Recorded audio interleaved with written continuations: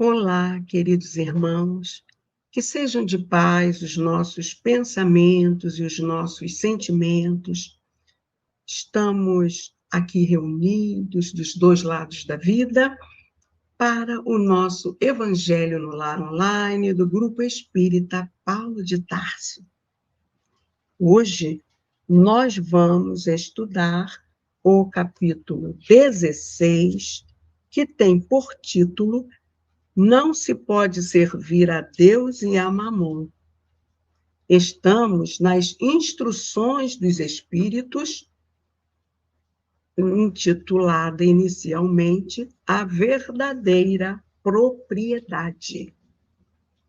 Então, meus irmãos, como sabemos que fazer o Evangelho no lar é trazer o Cristo para dentro de nossos lares, que cada um de nós possa fazê-lo com muito amor no coração. Se não pudermos reunir a família, podemos fazê-lo individualmente. O importante é que semanalmente realize-se esse estudo com muito amor no coração. Hoje, nesse propósito de amor, estaremos eu, Norma, aqui do Rio de Janeiro, e a nossa irmãzinha Vânia, lá de Uberlândia, Minas Gerais. Assim, vamos então fechar os nossos olhos para a nossa prece de abertura? Graças a Deus. Obrigada, Jesus. Obrigada, guias e amigos espirituais, no seu nome. Estão nos assistindo, nos inspirando, Senhor, nesse propósito de entendimento das suas verdades espirituais. Mas, sobretudo, obrigada a Ti, Pai amoroso e bom, por essa oportunidade abençoada. Humildemente, nós vos suplicamos, Pai, muita proteção e a devida permissão para iniciarmos o nosso Evangelho do Lar de hoje, dando todos juntos a uma só voz, dos dois lados da vida, graças a Deus.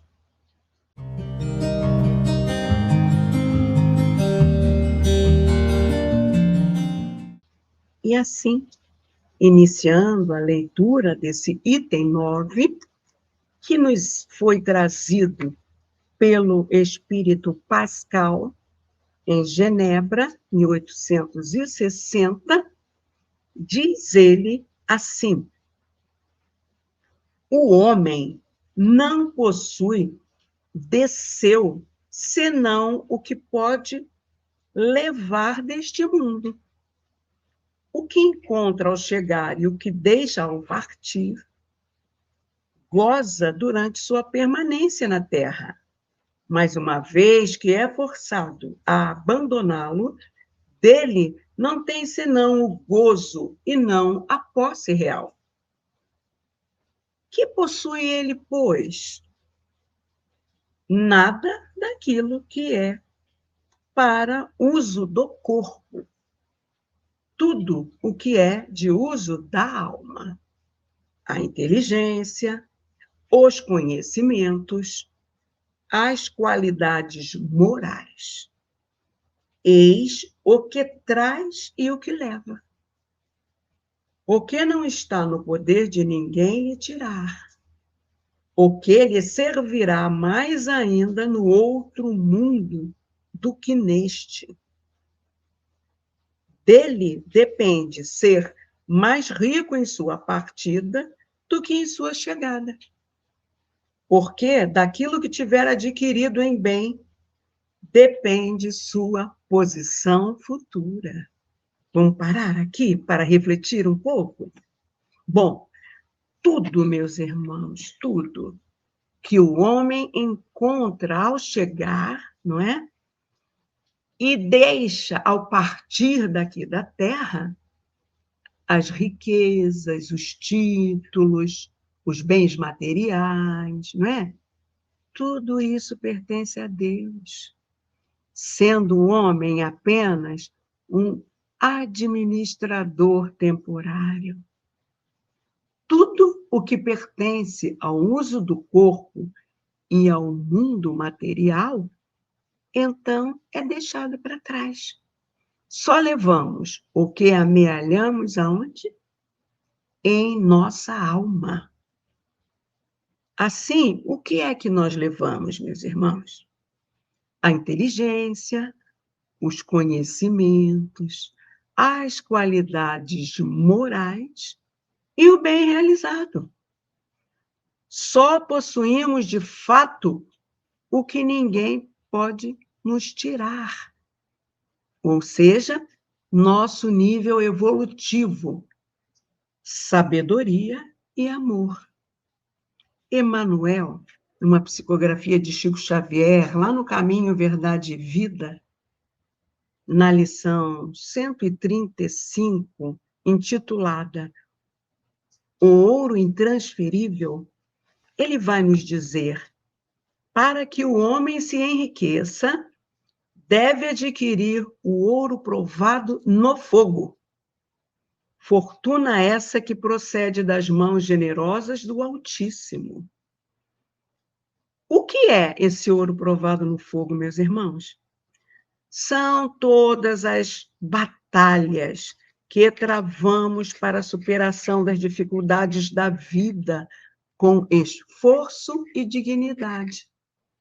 Ele vai continuar num outro trecho que ele diz assim, olha, somente essa riqueza espiritual adquirida nas situações de trabalho árduo, de profunda compreensão, de vitória sobre si mesmo, de esforço incessante, conferirá ao espírito a posição de ascendência legítima, de bem-estar permanente, além das transformações impostas pelo sepulcro, e apenas levará a efeito tão elevada conquista após entregar-se totalmente ao Pai, para a grandeza do divino serviço.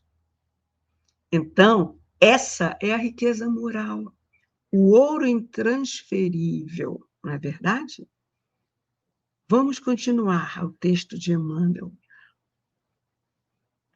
Não, agora voltando não ao texto de Emmanuel, né, mas dando continuidade ao item 9, ao pensamento de Pascal. Quando um homem vai para um país longínquo, compõe sua bagagem de objetos usáveis no país, mas não se carrega daqueles que lhe seriam inúteis. Fazei, pois, o mesmo para a vida futura, e fazei provisão de tudo o que poderá vos servir. Então, meus irmãos, raciocinemos conforme nos ensina a doutrina espírita. Se o Pai nos permite reencarnar como oportunidade para a nossa reencarnação, para a nossa evolução, espiritual, é preciso, então, cumprirmos o alerta, não é? Do vigiar e orar, que nos é ensinado, de desenvolvermos nosso autoconhecimento para podermos ir conquistando o nosso autoaprimoramento. Conhece-te a ti mesmo para poder se aprimorar, não é? Condições necessárias à sutilização do nosso perispírito. Quanto mais leve e reluzente fica o nosso perispírito, não é? Ele é portador de uma bagagem espiritual que nos permite ascender a colônias elevadas, não é? Então, cabe-nos a reflexão. Que tipo de bagagem estamos compondo, não é? Se agimos na matéria, não tornando nossa riqueza produtiva, estamos compondo ou ainda se buscamos amealhar possibilidades financeiras, baseada, né, meus irmãos, em passar os outros para trás, não é? Em aliciamento, né, de interesses mesquinhos, como avareza, egoísmo, com os nossos irmãos de caminhada, nós estamos auferindo recursos de forma ilícita, não é verdade? Dando, assim, golpes nos incautos. Quantas pessoas, né, recebem telefonemas, caem em golpes. Então, nós estamos desperdiçando, não é? A oportunidade reencarnatória, amealhando fortuna de forma inadequada. Ou ainda, aqueles que recebem a herança e a desperdiçam com excessos, né? Sem empregá-la produtivamente para o bem-estar geral. Isso é estar colocando no nosso perispírito essa mala que leva a nossa bagagem para o plano espiritual, energias tão pesadas para a vida futura, que nós não conseguimos nos elevar quando deixamos o nosso corpo físico, não é? Aquelas colônias mais elevadas. Então, a nossa viagem é para a região umbralina, ou no baixo umbral, não é? Reféns dos nossos apegos. Ou ainda, meus irmãos, quando nós ficamos presos até aos despojos dos nossos corpos físicos, tão apegados que somos ao plano material. Olha quanta consequência negativa, não é? Alguns irmãos comparecem às reuniões de auxílio aos desencarnados, revoltados com a dilapidação da herança por eles deixadas aqui na matéria, pelos que as herdaram. Num atroz sofrimento, não é? Porque não trabalharam o desapego, não é? Antes de voltarem à pátria espiritual. Vamos prosseguir, então, a leitura do item 9. Ao viajor que chega a uma estalagem, se dá um belo alojamento, se pode pagá-lo. Àquele que pode pouca coisa, vai deitar sobre a palha. Assim ocorre com o homem na sua chegada ao mundo dos espíritos. Seu lugar nele está subordinado ao que tem, mas não é com o ouro que o paga. Não se lhe perguntará quanto tinhas sobre a terra, que posição nela ocupáveis. Éreis príncipe ou operário? Mas se perguntará: o que dela trazeis? Não se computará o valor dos seus bens, nem dos seus títulos, mas a soma das suas virtudes. Ora, a esse respeito, o operário pode ser mais rico do que o príncipe. Então, meus irmãos, vamos refletir um pouquinho até aqui? Se recordarmos lá da parábola do rico e do Lázaro, não é verdade? O Lázaro, sendo aquele mendigo, né, que ficava à frente do palacete do rico, esperando que ele tivesse caridade de pelo menos dar-lhe migalhas, porque ele tinha fome, né? E era enfermo. Essa parábola vai nos ensinar sobre a justiça divina pós-morte, condenando a indiferença aos necessitados e o egoísmo. Porque o rico dessa parábola, ele não foi condenado porque ele tivesse dinheiro, não, mas por ignorar o sofrimento do próximo, do Lázaro, aquele mendigo que estava ali à sua porta, não é? Que passava fome, que tinha úlceras, mas que tinha esperança. Então, o rico ignorou as leis de amor e fraternidade. Quando desencarnou, estava refém da culpa que ele tomou consciência depois que foi para o plano espiritual, em região onde ele passava dificuldades, não é verdade? Agora, o Lázaro, por haver sofrido com paciência e resignação as agruras da vida, gozava, ao desencarnar, da ventura em elevado plano da espiritualidade, não é? Simbolizado no céu, ao lado de Abraão, ali na parábola. E aí o rico queria a ajuda dele, mas não podia, porque havia uma distância muito grande, vibratória, entre o que o rico levou incrustado no seu perispírito, pesado, e o que o Lázaro levou de energias leves, não é? Isso nos lembra o Evangelho de Mateus, lá no capítulo 6, versículos 19 e 34. Não acumuleis para vós outros tesouros sobre a terra, onde a traça e a ferrugem corroem, e onde os ladrões escavam e roubam. Mas ajuntai para vós outros tesouros no céu, onde a traça nem a ferrugem corrói, e onde ladrões não escavam nem roubam. Porque onde está o teu tesouro, aí estará também o teu coração. Foi essa, não é,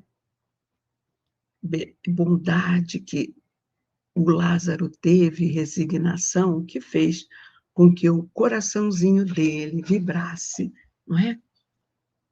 Lá na esfera elevada. Vamos prosseguir a leitura de Pascal. Em vão alegará que antes da sua partida pagou sua entrada com ouro. Esse lhe responderá: os lugares aqui não se compram, eles se ganham pelo bem que se fez. Então, meus irmãos, vamos entender, né, que aqui ele está se referindo a um período que a Igreja Católica cobrava indulgências, lá no século XVI, não é? Para a construção da Basílica de São Pedro, especialmente, e que foi o estopim até para a Reforma Protestante, não é? Assim, a gente entende aqui, pelo esclarecimento de Pascal, não é? Não se compra o que se adquire, é com o bem que praticamos. E aí o Pascal vai concluir. Com o dinheiro terrestre, haveis podido comprar campos, casas, palácios. Aqui, tudo se paga com as qualidades do coração. Sois rico dessas qualidades? Sede bem-vindo. E ide ao primeiro lugar onde todas as felicidades vos esperam. Sois pobre? Ide ao último, onde sereis tratado em razão do que tendes. E assim, meus irmãos, a gente finaliza com outra reflexão do nosso querido Emmanuel, né? Quando o trabalhador gasta suas possibilidades no trabalho do bem, meus irmãos, seja na casa espírita, no nosso lar, ou em qualquer lugar que estejamos na sociedade, né? Se a gente trabalha com esquecimento do egoísmo, desinteressado de si próprio, colocando acima dos caprichos da personalidade os objetivos da obra de Deus, lutando, amando, sofrendo e entregando-se a Ele, adquire indiscutivelmente o ouro eterno e intransferível. Vamos nos esforçar, né, meus irmãos, para essa conquista, não é? Com a prática do bem, da caridade, do amor. Agora, nossa querida Vânia vai nos trazer uma bela mensagem para complementar o estudo de hoje. A palavra é sua, querida Vânia. Muita paz, meus irmãos. Gratidão, Norminha. Então, vamos lá, na sequência, para finalizar esse nosso aprendizado de hoje, uma lição do livro Vivendo o Evangelho, volume 2, é a lição número 202, Bagagem Certa, que se refere ao item 9 do capítulo 16, que foi colocado pela nossa querida Norminha. Vamos lá ouvir o que André Luiz nos traz para as nossas reflexões finais. A viagem para o mundo espiritual exige preparo mais autêntico do que simples aparências. Foges aos prazeres mundanos, mas criticas a escolha dos outros. Vives com moderação, mas condenas a conduta alheia. Ages com honestidade, mas não vences o egoísmo. Cultivas a oração, mas continuas intolerante. Dás a esmola, mas censuras o pedinte. Frequentas o templo, mas não afastas a vaidade. Auxilia a obra assistencial, mas alimentas o orgulho. Impões sacrifícios ao corpo, mas não perdoas as ofensas. Enaltece a fé, mas fraquejas na indulgência. Estudas a religião, mas não aprendes a humildade. Escolhe, pois, a bagagem certa para a jornada rumo à vida futura, a fim de que não deixes para trás a mochila da transformação íntima. Uma lição muito breve, mas que nos leva a uma profunda reflexão. Se nós sabemos que nós viemos ao corpo físico, viemos ao mundo material, sem nada, e daqui partimos sem levar nada, qual é a nossa bagagem certa? Nada de material, óbvio. O que é que nós precisamos, então? Trabalhar ainda aquelas imperfeições que nos infelicitam, aquelas imperfeições que nos afastam da felicidade, da alegria, da paz, da consciência do dever cumprido. André Luiz relacionou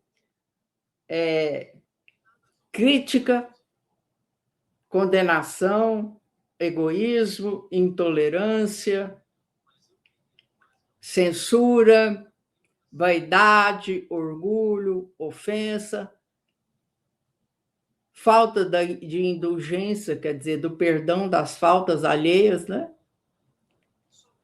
E não aprendemos a humildade. Então, a humildade, que é a virtude que se opõe ao orgulho, à vaidade, ela é uma virtude muito necessária para nós e que ainda estamos longe de atingi-la. Então, que nós pensemos com carinho sobre a nossa transformação moral, renovação moral, reforma íntima. Nós citamos aqui 3 expressões que nos convidam a matarmos o homem velho que está dentro de nós. Aqui aproveitemos todas as oportunidades, todo o tempo, todos os momentos para semearmos a conquista da felicidade a que todos nós almejamos. Nós fomos criados para sermos felizes, para sermos perfeitos.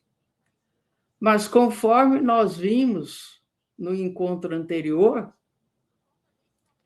tudo isso requer o nosso esforço, a nossa perseverança, o nosso desprendimento, o nosso desejo sincero de realmente mudarmos.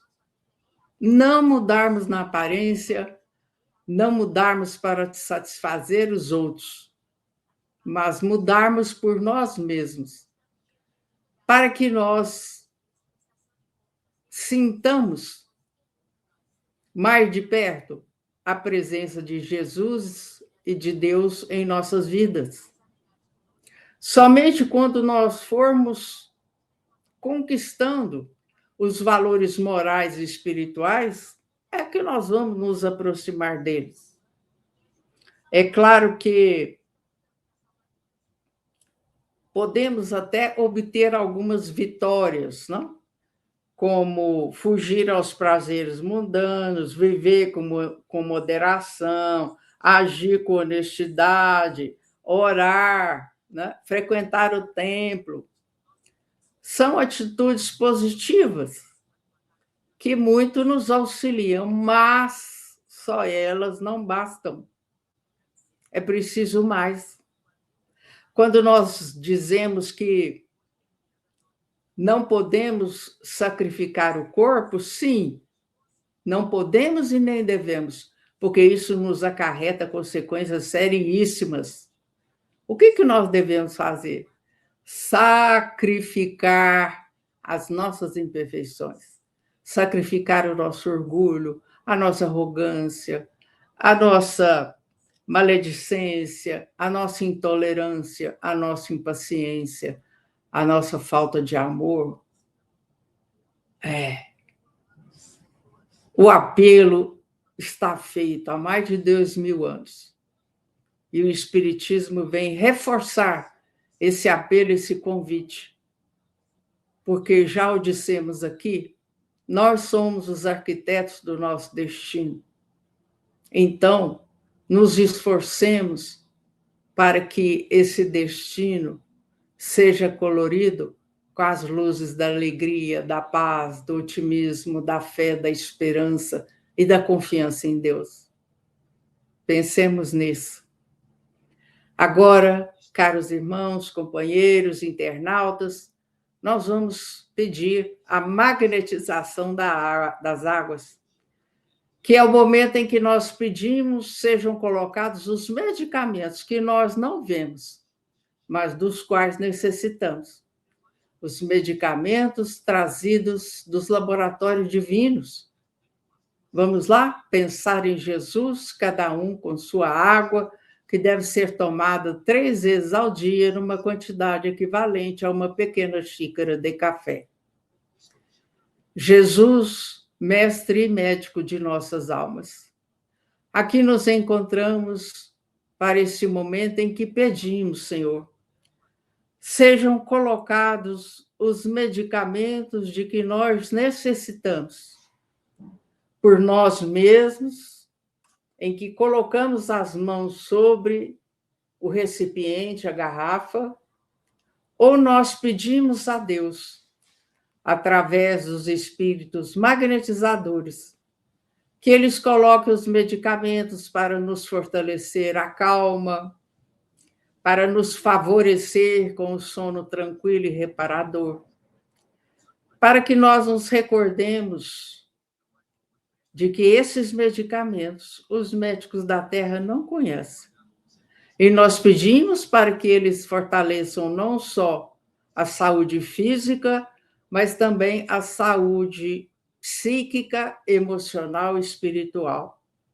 E nós agradecemos, Jesus, por tudo que nós recebemos. Que assim seja. E assim, meus caros, chegamos ao final de mais um Evangelho no Lar de hoje. Desejamos a todos muita paz, uma semana abençoada, que nós nos lembremos sempre de orar quando estivermos passando por desafios difíceis, por testemunhos dolorosos, para que Jesus nos envolva com a sua paz e o seu amor. Então vamos orar. Pai de misericórdia, Jesus, Divino Mestre, queridos companheiros da direção espiritual de nossa reunião, nós agradecemos por tudo que temos recebido, pelas oportunidades abençoadas de aprendizado e serviço no bem, rogando, Senhor, que nos fortaleça em nossas lutas diárias e que o seu amor cubra todo o planeta Terra, Senhor, acolhendo, amparando, esclarecendo e consolando todos aqueles encarnados e desencarnados que se sintam sozinhos em sua caminhada. Mestre Jesus, em seu nome, nós agradecemos e encerramos o nosso encontro de hoje. Que assim seja, graças a Deus. Um grande abraço a todos, até o nosso próximo encontro. Fiquem com Deus.